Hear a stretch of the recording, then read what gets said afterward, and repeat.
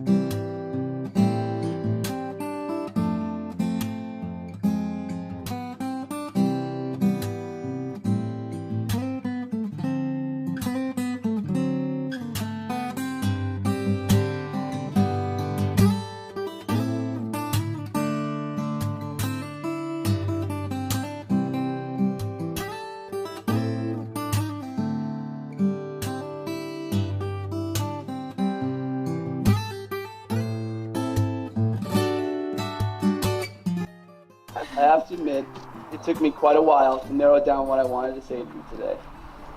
In the years we have spent together, we've accumulated countless stories, experiences, and lessons from one another. So many that I simply couldn't do them all justice in such a short speech. And the only parameter that you gave me for these vows was that I wasn't allowed to mention Dutch Bros. So...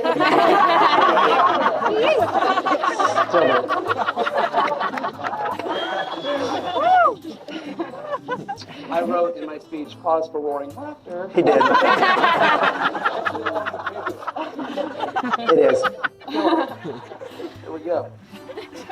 Now, while I'm sure you're well aware at this point, I love to spin yarns and recite metaphor and just in general tell stories. But when deciding on what to write for my vows, I truly couldn't think of anything good enough. Not because we lack a supply of stories, inside jokes, hardships overcame, or triumphs made together, but because in addition to being my best friend, my partner, and my favorite person to do everything and nothing with all at the same time, you're also the person that I admire the most. You're unstoppably driven in your pursuits and your passions throughout life. Unmovable.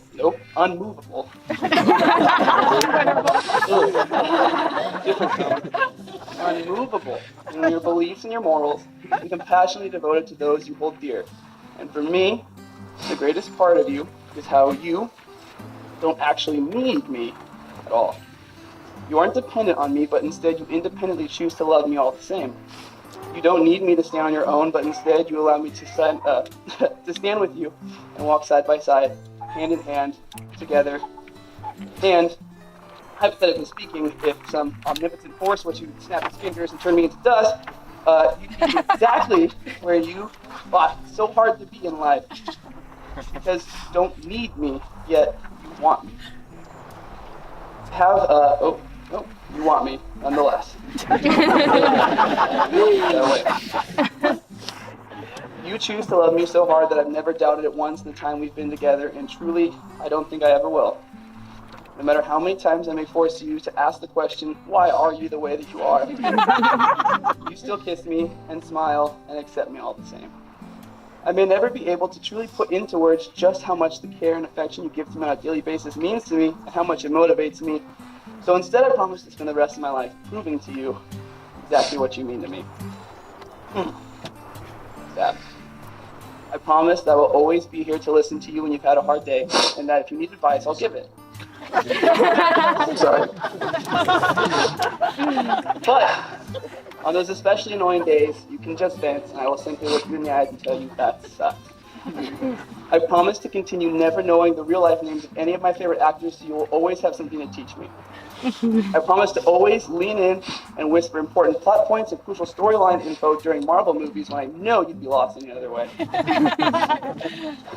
I promise that I will never stop working hard for the future and legacy that we dream about every day, and that I will give you everything you deserve and more. I promise to work hard in keeping you fun, and even harder in keeping you safe. And I promise, Savanna, that from the first 3 times I accidentally said it to you before we were ready to say it to each other at all, until the last time that I ever get to say it to you, I love you and I like you.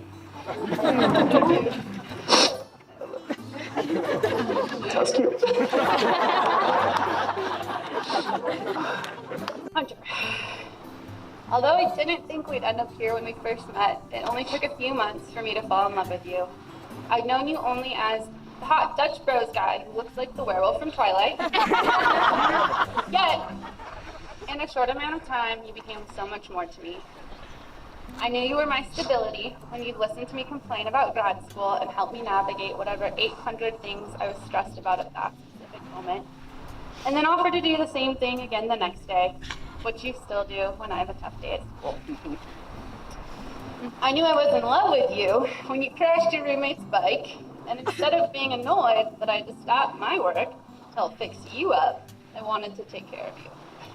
Now, mind you, this is a Sunday afternoon, and you made it all of 10 feet before crashing into the gravel driveway, scraping the entire left side of your body and throwing out your ribs. Further, in your house of 5 college boys, there were no Band-Aids, peroxide, or Neosporin. So I guess you got to go to Safeway. Normally, I'd have rolled my eyes and been frustrated, but instead, I felt a concern and a desire to make sure that you were okay. That's when I knew I loved you, and that love has only grown. I love how you make me laugh and all of our inside jokes. I love your kind heart. I love your drive to provide a safe and happy life for us. Therefore, I promise to always be your teammate and your partner. I promise to be patient and quell my need to always be right when it's applicable, which is not often. I promise to always be your best friend and be thankful every day that I'm married to mine. I love you and I like you. With the power vested in me of becoming ordained specifically for this wedding on mine, I now pronounce you man and wife. Kiss your bride, brother.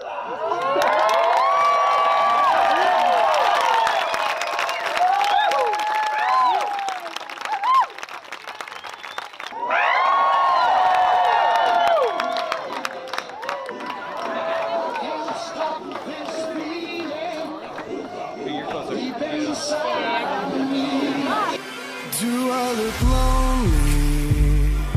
I see the shadows on my face. People have told me I don't look the same. Maybe I lost weight. I'm playing hooky with the best of the best. Put my heart on my chest so that you can see it too. I'm walking the long road, watching the sky fall. The lace in your dress tangles my neck. How do I live the death of a bachelor? Mr. and Mrs. Sanders!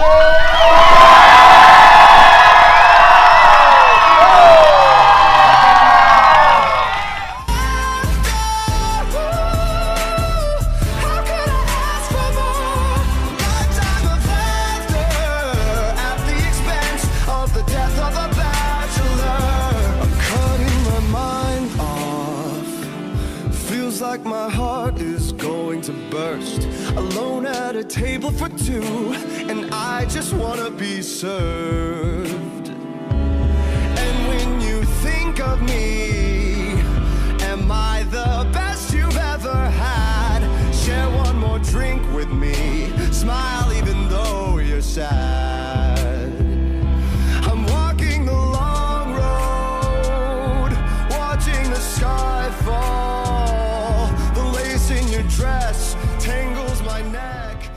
he gets started about talking about this girl I hadn't met, and we had a few drinks, and I start to see the excitement come in. I see this little stance happen.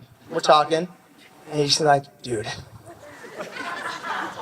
this girl I'm talking to, she's so great, man. She's getting her master's in math, dude. It took her like 5 years. She's so smart. I don't even know why she's talking to me. I don't know math. But she's so awesome, dude. You gotta meet her. She's so great. I love her. First of all, I hadn't even met her, and he said he loved her.